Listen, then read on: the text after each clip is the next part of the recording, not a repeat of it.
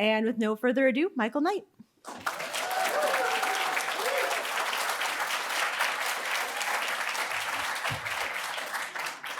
Hey, I'm still a little bit in a workshop head. I'm still thinking about Ethan's story, not my stuff. So a lot of thank yous. Thank you, Megan. Thank you, Gwen. Good luck, Leah. I was just talking to some people over here. Good vibes into the universe for Jill McCorkle and her mother. Thank you, Christine Scott. I don't know where Christine is, but there she is. I've known your work and admired it for so long. It's been such a pleasure to get to know you a little better this week. Such a joy. Thank you to Christine is my workshop partner, by the way. I wasn't just singling Christine out for her awesomeness among all these awesome people. Sorry if that was unclear. Thank you to our workshop students. You guys know this already, but workshop can be a purely critical engine that is sort of geared toward only tearing things down. But when the work is so good and the commentary is so insightful and thoughtful, it's always a pleasure. And it's, I learn as much as I think anybody else in the room. And so thank you to those workshop students. So this is my third time on this particular stage. And each of the first two times I have cried up here. This is not rare for me exactly, but neither is it like the universal experience of going to see Michael Knight at a reading. I'm not going to weep every single time. And I think it's partly because in both of those first two instances, I was reading last year something which was very only thinly veiled autobiography about my dad. There wasn't enough sort of scrim of story to hide behind. And this year I was reading about my kids. So here's what's funny. I'm about to read a piece that I submitted to the Sewanee Review for this commemorative issue about crying on this very stage. When Adam Ross asked me to do it, I said, Adam, I've only been there for 1 year. There are people who've had a lifetime of experiences at Sewanee. Surely those are the people that should be writing these pieces. And he said, no, we'll have something through the generations, all the way up to something from last year's conference. He said, just write about something anecdotal and memorable. And for me, it was crying on this stage and then two conversations that I had after that stage. Here's what's maybe even a little bit funnier, also maybe a little bit pathological. So yesterday I snuck off for a little while just to read it out loud and to see how long it would take. And, sometimes a sentence looks okay on the page, but it doesn't sound good when you read it out loud. I was alone in this little house over here in like a ratty armchair, reading about crying while reading about my father underneath a portrait of a creepy clown, and I burst into tears. I was like, oh God, Dad, I love you. Sewanee, Wyatt. So I don't know what's going to happen now. We're just going to see. And then I'll read this, and then I'll read a little bit from this novel that was out in April. This is my Sewanee Review contribution. Pardon me. Last year was my first at the Sewanee Writers Conference, and I confess that I was very much intimidated. But Wyatt Prunty, with the help of a long list of generous and able lieutenants, made it easy. Of course he did. He's been directing the conference for 30 years, and it has become as welcoming and nurturing a creative space as you will find. Like all good hosts, Wyatt is something of a peripheral presence at the conference. He's always around, always ready to engage, always handing with a kind word or a word of advice, but he's content to let the participants shine. Only on rare occasions does he allow himself to take center stage. On the first night of the conference, for example, it's his job to introduce new members of the faculty. I don't remember exactly what he said about me, but he did out me as a smoker. His tone playful and disapproving at the same time, mostly disapproving. The teasing itself, that low-key hazing, a particular and familiar brand of welcome. Only one element of the conference never ceased to be intimidating. Each member of the faculty is asked to give a reading, and mine was one of the last on the schedule. I'd gone back and forth over my selection before I arrived, changing my mind half a dozen times. Then I listened to 2 weeks' worth of knockout readings and changed my mind again and again and again. I finally settled on a couple of short pieces, one about a father and son that I'd written not so long before. There's enough fiction in it that the story must be labeled such, but it's obvious that the man and the boy depicted in its pages are thinly veiled versions of my father and myself. The reading was going along just fine until that last piece. I was about 3 paragraphs in when I realized I was going to cry. I didn't blubber. It wasn't that bad, but I did struggle to get through it and remained a little out of body with emotion in the aftermath. After the reading, over drinks at the French house, I found myself in conversation with a man I hadn't met before, a local, if memory serves, not affiliated with the conference. He'd just come out to see the readings. This man kept pressing a particular point, rephrasing the same question. Mine wasn't a sad story, so why, he wanted to know, had it made me so sad to read it? I tried to explain that it wasn't sadness exactly that had overcome me. It was something more complicated than that. The truth is, I was still feeling raw and probably embarrassed by my show of emotion, and I'm ashamed to say that I finally snapped because he was a good father and I was a bad son. And after that, this poor, curious man left me alone.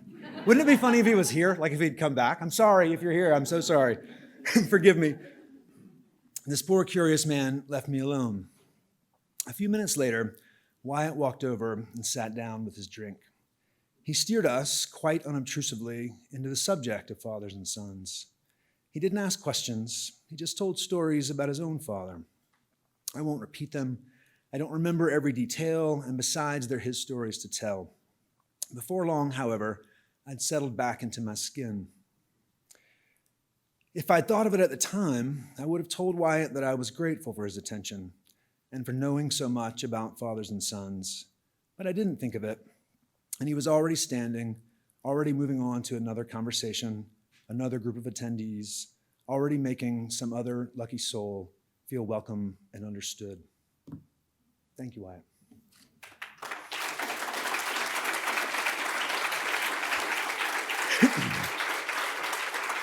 All right, I made it. So, at Briarwood School for Girls is set in 1994 at a fictional all-women's boarding school in Prince William County, Virginia. It's told in a kind of ensemble style. There are 5 point-of-view characters: a student, a teacher, a coach, the headmistress, and a famous alumni. And mostly the novel is focused on the personal dramas of these particular point-of-view characters. But it is set against the backdrop of something that really did happen. In 1993, the Disney company announced its plans to build a history-themed amusement park right in the middle of what is essentially like one of the most history-rich regions of the country. And one of the things, it's hard to believe looking back. Does anyone remember this when Disney tried to build this park? A few nods. It's hard to believe. I was in graduate school at the time, and so I was right in the middle of things. And I went to graduate school at University of Virginia. And looking back, it's sort of hard to believe what an enormous controversy this was and how stirred up definitely the state of Virginia. But the New York Times was doing articles about it. The Washington Post was all over it. It was national news at the time. And there were sort of 3 feelings about the Disney park.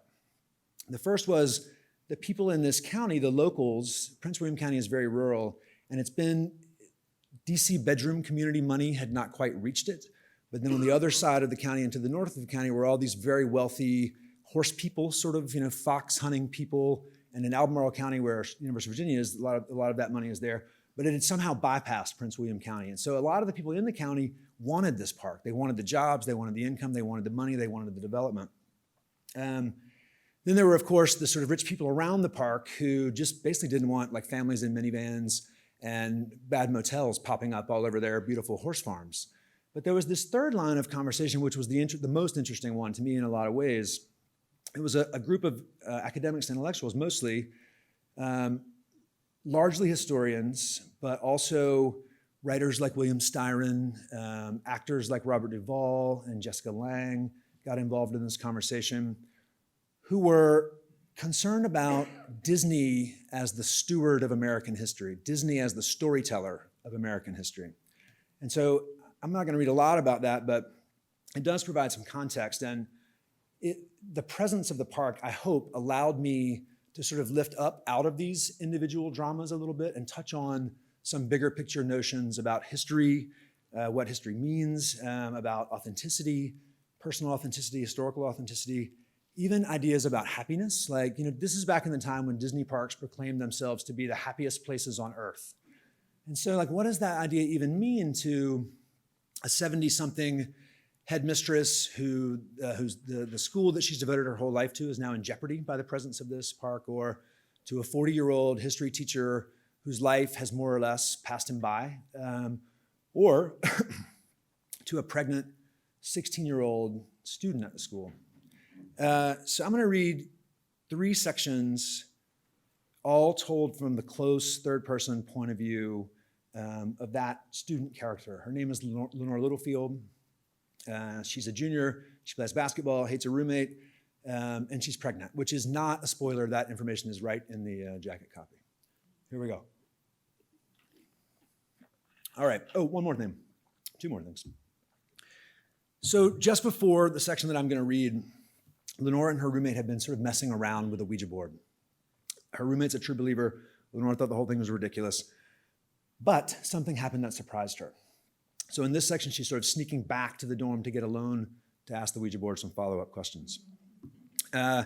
Also, according to campus lore, Briarwood School for Girls is haunted by the ghost of a woman named Elizabeth Archer who committed suicide back in the first part of the 20th century in the dorm where Lenore now lives. Here we go. You probably don't need all that information, but here we go. After Mr. Bishop's class, when the corridors were jammed and buzzing and everyone was hurrying to lunch, Lenore told Poppy and Melissa that she needed to retrieve a chemistry assignment from her room before 5th period, then slipped across the snowy quad and up the hill to Thornton Hall. The common room was deserted at that hour. No voices, no footsteps, no music drifting under doors. "Anybody home?" Lenore said. As if in answer to her question, the phone rang. For privacy, the dorm extension was tucked into a sort of closet off the common room, and Lenore hesitated a moment, a second ring peeling off now, the sound muted because the door to the phone closet was closed. Among the residents of Thornton Hall, it was a point of honor that the phone should never go unanswered, so Lenore turned and hustled over. "Hello," she said, but all she heard was static. "Hello." The phone was mounted on the wall, an old decommissioned payphone that no longer required money to make a call. There was no chair, and the cord was too short to sit on the floor, the idea being that if the girls couldn't get comfortable, they'd keep their conversations brief. All around her, the walls were scribbled with phone numbers and doodles and cryptic epigrams. Someone had written, "Colin McRose has genital warts." Someone else, "Dear God, help me, please."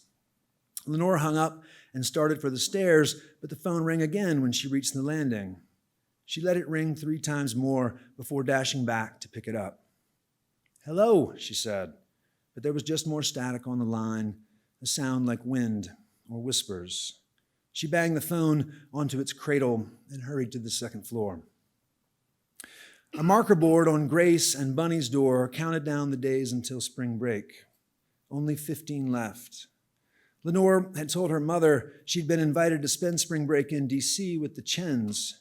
Her mother loved Melissa, so polite, so studious.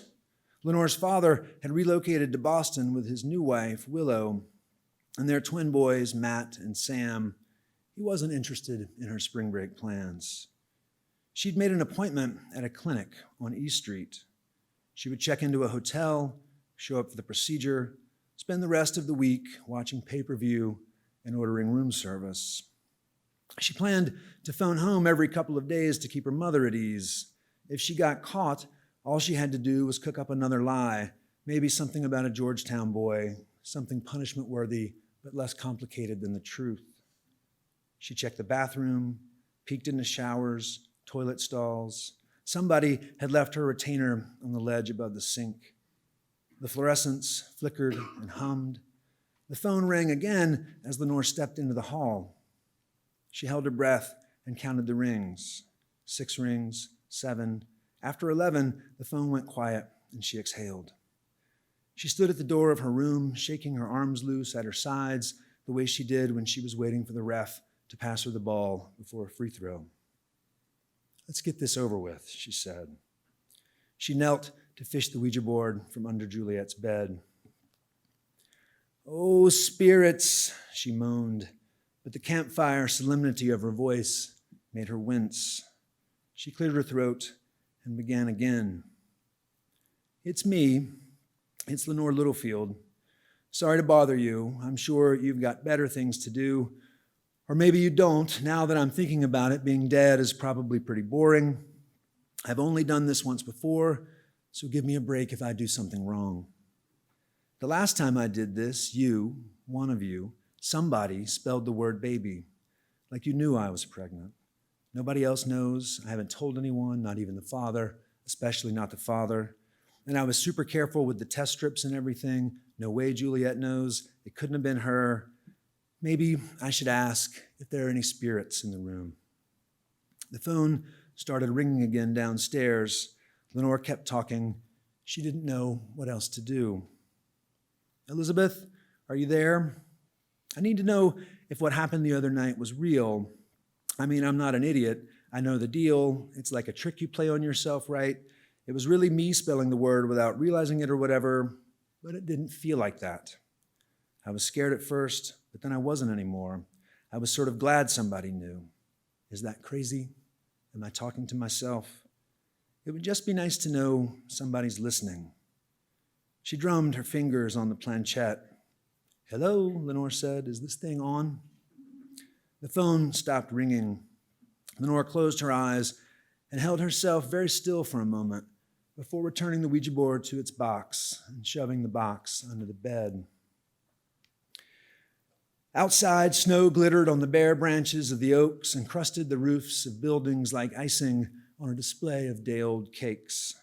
The ground was pocked with footprints, thousands and thousands of them charting the progress of all the girls on campus, from the dorms to the dining hall, and from the dining hall to class, and from class back to the dining hall for lunch.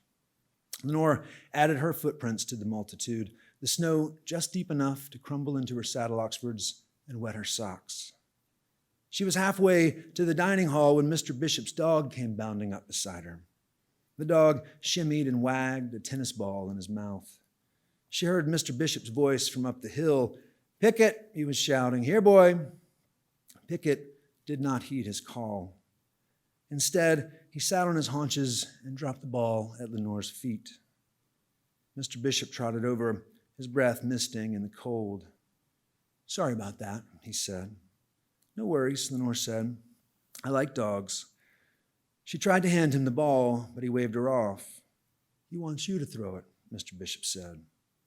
Pickett was swiping the ground with his tail, eyes fixed on Lenore, so she cocked her arm and let it fly. The ball sailed through the air, and Pickett bolted after it, his black coat a perfect contrast with the snow. He fetched it up and brought it back, clearly pleased with himself. "I've got a break after fourth period," Mr. Bishop said. "I usually let him run around a little." Pickett dropped the ball at Lenore's feet again. "Do you believe in ghosts, Mr. Bishop?" She could feel him staring at her, wondering about her. The thing about Mr. Bishop was he wanted to teach you something. That wasn't always the case.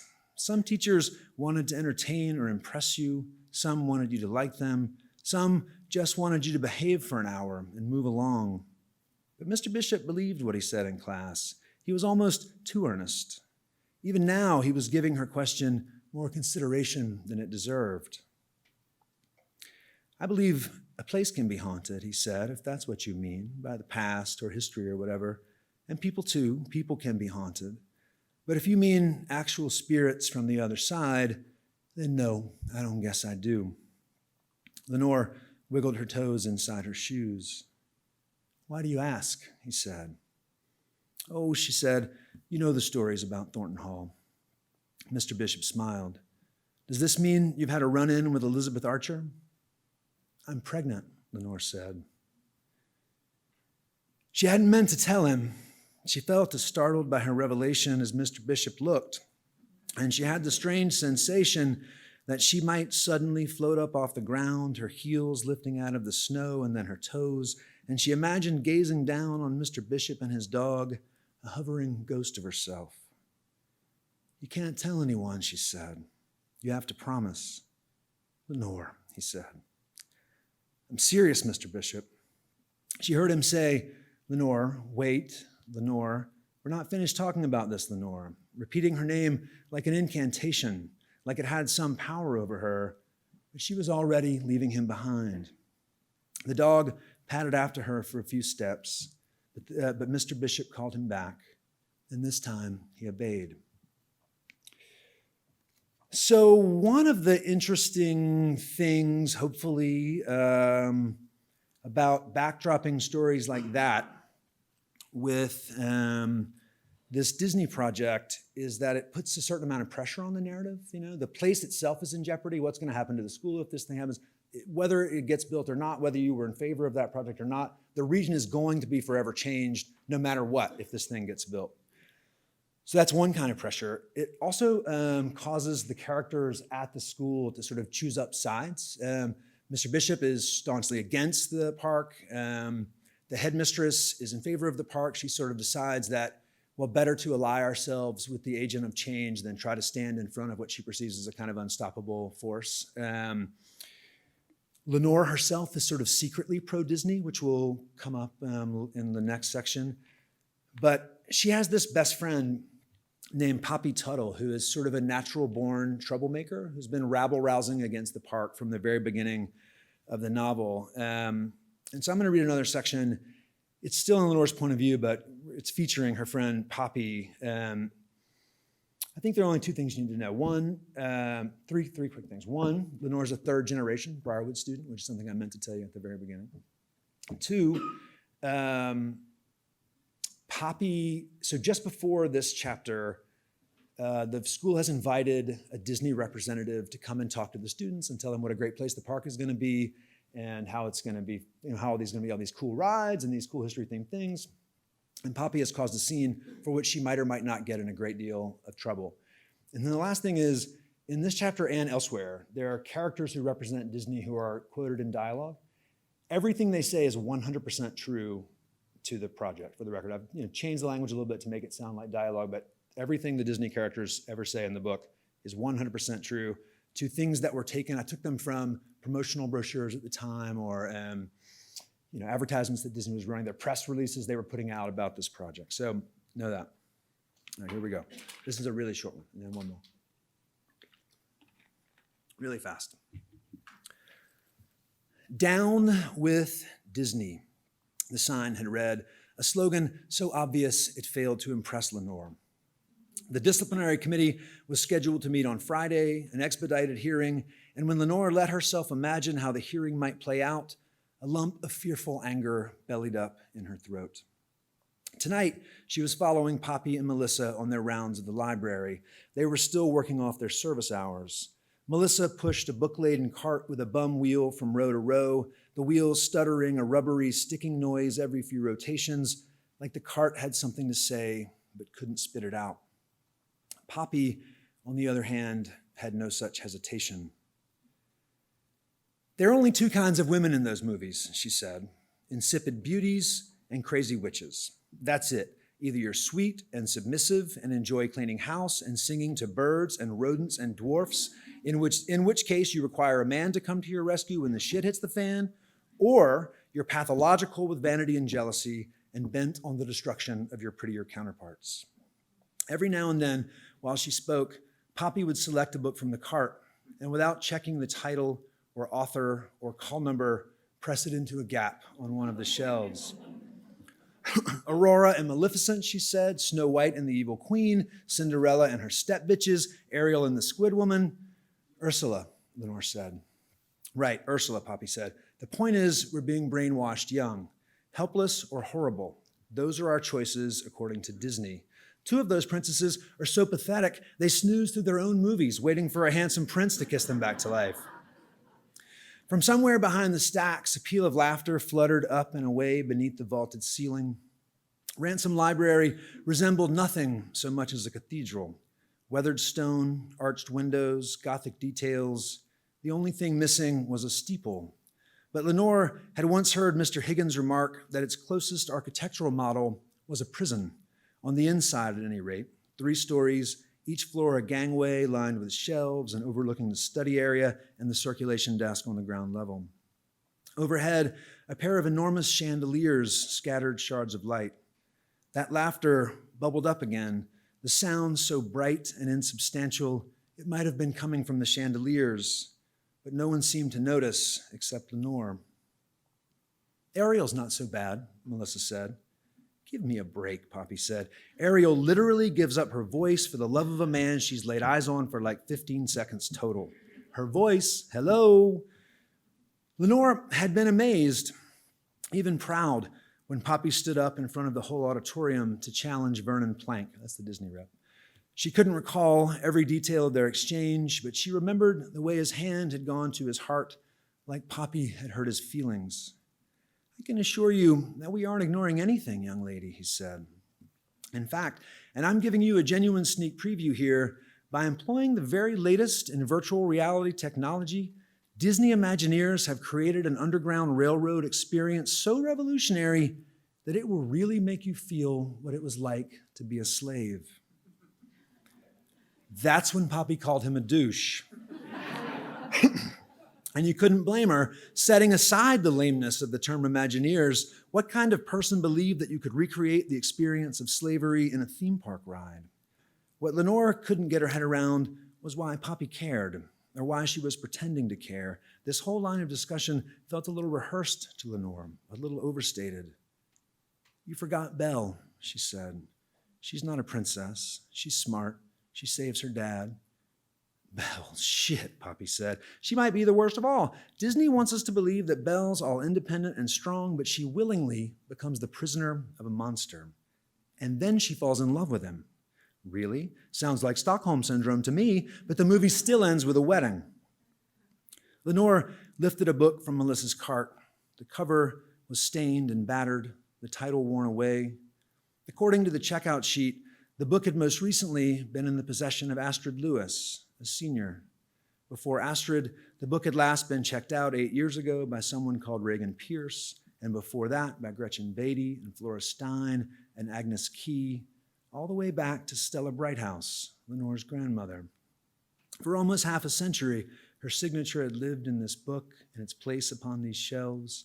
To be discovered or not by some girl or other, the book read and returned and checked out again and so on, until this moment, Lenore selecting just this book from Melissa's cart, while Poppy rambled about her gripe with Disney, a perfectly ordinary sequence of events capped by a coincidence that struck Lenore as profound. Okay, one more section. I've wanted to read this section ever since the book came out, but I haven't for 2 reasons. Sorry, one more. For 2 reasons. The first one is pretty straightforward. This section contains a spoiler. But I think anyone reading this book will have seen the book headed toward this place for, from the first time they meet Lenore, from the first time they figure out what's going on. So I'm going to go ahead and go for it. The second reason is a little bit more complicated than that. This is the chapter in which Lenore goes alone to Washington, D.C., to her appointment at the clinic, to sort of solve her own problem by herself. Maybe there are obvious reasons why that felt weird to read, but I have 2 daughters, and I really, really, really, really wanted to get this section right. So forgive me if I've gotten it wrong. 2 quick explanatory notes. In addition to everything else that's going on in her life, Lenore's been rehearsing for the school play. She's rehearsing a character named Jenny March. That's going to matter in one little part. She also, the book makes sense of this, but she has with her sort of a wad of cash but no credit card. That also factors into, makes sense in the context. Anyway, one more sip of water and then we'll make a hard run for the end. And then you guys can go do something fun. Here we go.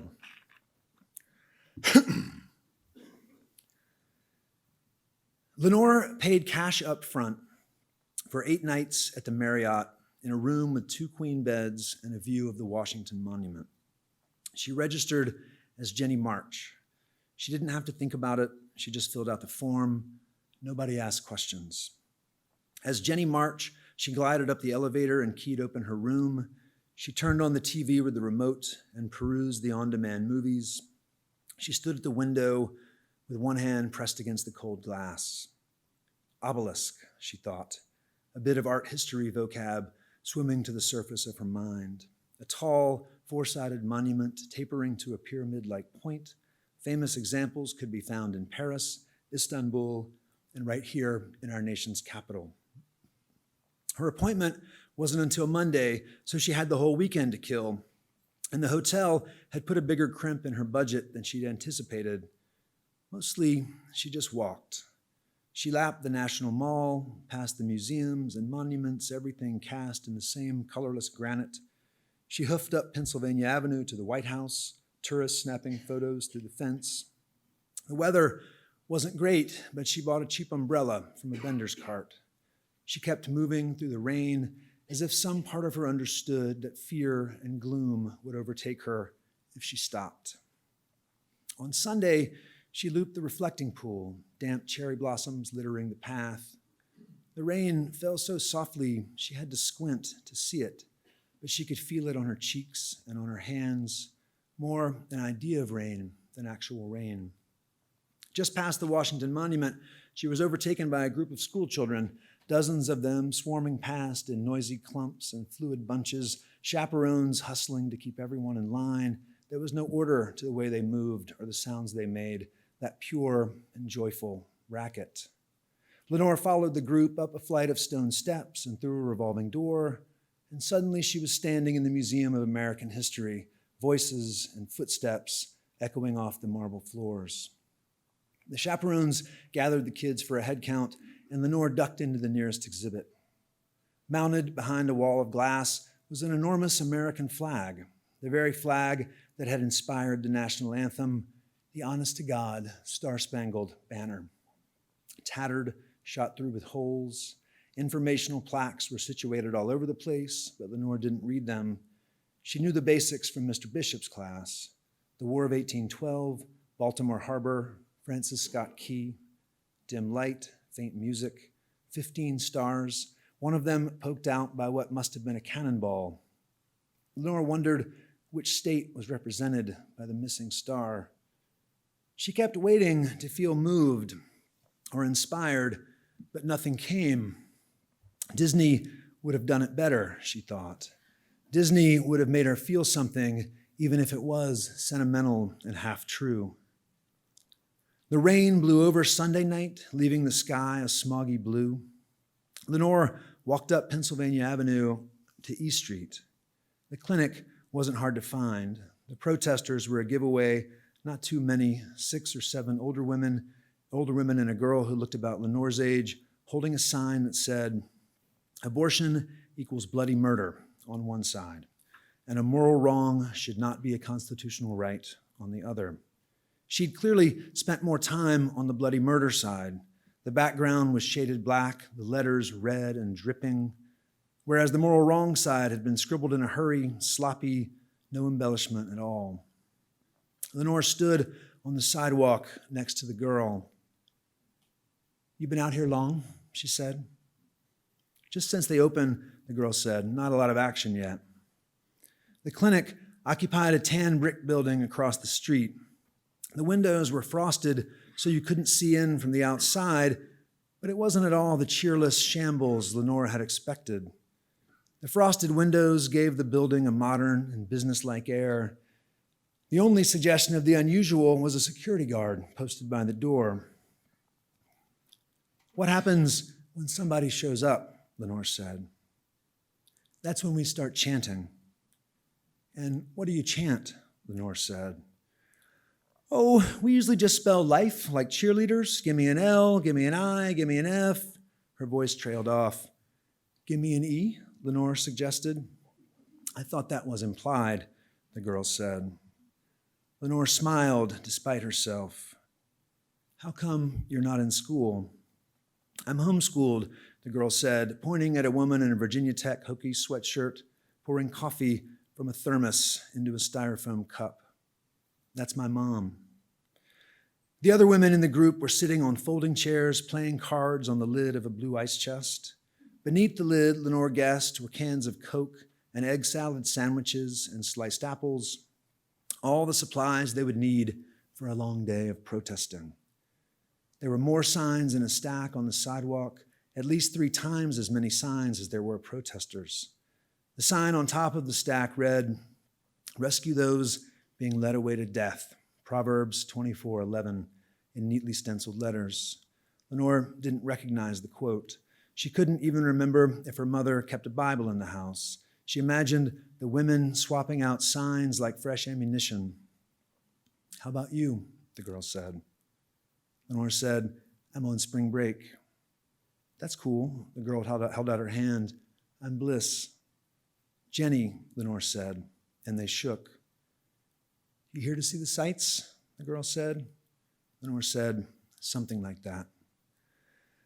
Bliss lifted the sign from her shoulder, spun it around a few times, then let it rest again. You should check out the Air and Space Museum, she said. The planetarium movie is pretty awesome. I will, Lenore said. They stood there watching the clinic. A city bus rumbled by. A pigeon landed and pecked at something in the street. Go ahead, Bliss said. I'll give you a head start. Do what? Bliss tipped her chin toward the clinic. Make a run for it, she said. I'll let you get halfway before I start the chant. Lenore might have walked away if she'd had somewhere else to go. Instead, she took a breath and stepped into the street, a little wobbly, as if wading into a swiftly moving stream. The pigeon leapt up at her approach, fluttered off. She did not run. She did not hurry. She just kept walking. She heard the chant behind her. Give me an L, L. Give me an I. The security guard saw her coming. He held the door like she was entering a fancy restaurant.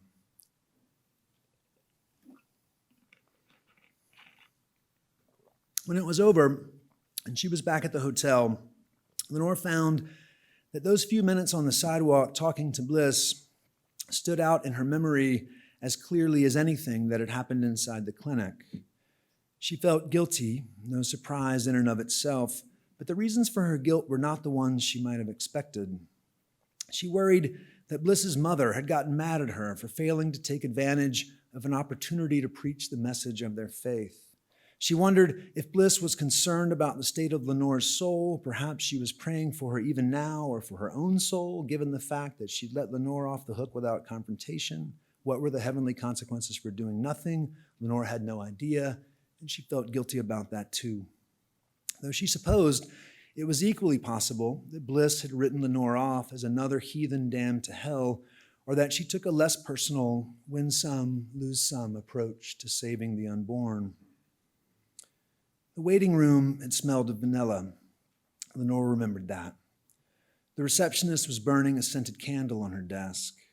A nurse in purple scrubs led Lenore down the hall to a plain white room with a sink and cabinets filled with medical supplies and a gurney covered with paper sheets. A second nurse arrived to ask her a series of questions. Did she have any allergies? A history of mental illness? Was she sexually active? How many partners? This second nurse, Lenore remembered, had a birthmark shaped like Australia on her throat. She was the one who assisted the doctor with the procedure. Lenore couldn't remember what the doctor looked like at all. He was just a voice in her head telling her what he was doing between her legs. I'm going to insert a speculum, Lenore, and you'll feel my fingers now. And now I'm going to give you a local anesthetic. She remembered a tremendous and terrible pressure, like her secret was finally too much to contain. Eventually, somebody must have called her a cab, though she had no memory of the trip back to the hotel, or paying the driver, or walking through the lobby, or riding the elevator up to her room. She dropped onto one of the beds and plummeted into sleep as if falling out of consciousness from a great height. She dreamed that she and Bliss were at Disney World together, but Bliss believed that Space Mountain was sacrilegious for reasons Lenore failed to understand. It was dark out when she woke, pamphlets scattered on the mattress beside her, along with a box of menstrual pads someone at the clinic must have given her. There was a care and recovery pamphlet organized as a list of common questions and their answers. How long before I can resume normal activities? Will I cramp and bleed? What if I still feel pregnant? How do I prevent infection? What sort of complications can occur?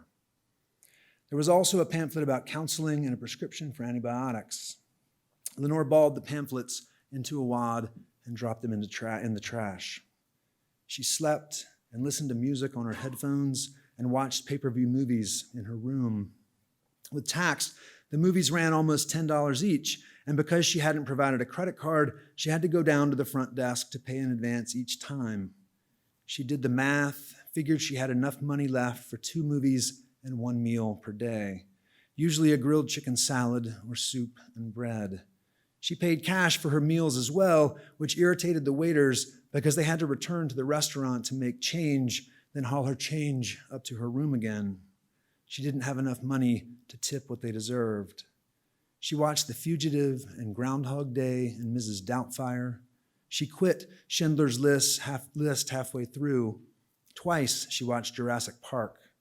She hung the Do Not Disturb sign on the door and dozed between movies. She ached. She bled.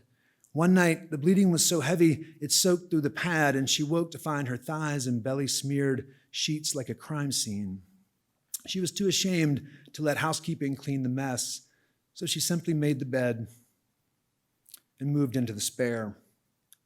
She remembered to call home so her mother wouldn't get suspicious. I was just thinking about you, her mother said. Yeah? Do you remember Emma Gray, her mother said? 5th grade, Lenore said, took forever to lose her baby teeth. If you say so, sweetie.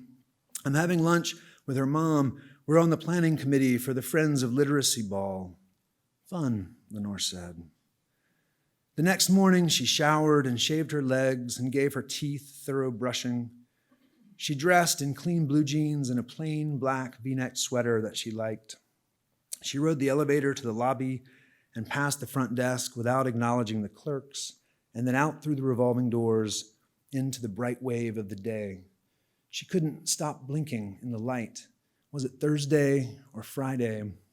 She wasn't sure. On Saturday, she would cab out to the airport with her duffel bag and meet Melissa at the baggage claim like she'd just flown into town. One quick sip. Lenore walked for 2 blocks before she realized that she was headed in the wrong direction. She repeated the word obelisk in her head as she walked back the other way. Obelisk, obelisk. Already a crowd on the mall, joggers, tourists, white-haired veterans in American Legion caps in front of the Air and Space Museum. They, too, were carrying protest signs, and Lenore wondered what these old soldiers could possibly object to in the Air and Space Museum. The signs all bore a woman's name, Enola Gay. One of the veterans asked Lenore to sign a petition, but she kept walking up the steps into the gaping hangar of the entry hall. Admission was free, but Lenore had to stand in line to buy a ticket to the planetarium movie. $8 more she couldn't afford to spend. She found a seat, She found a seat and waited until the auditorium faded black. Radiant prisms rippled into being, shimmering clouds of gas, planets like gaudy baubles spinning through perfect emptiness, black holes, solar flares. Bliss was right. The show was dizzying, worth the expense. It felt almost holy, darkness everywhere, and everywhere beautiful light. The narrator had a British accent. The deeper into space we look, he said, the further back in time we see. Thank you.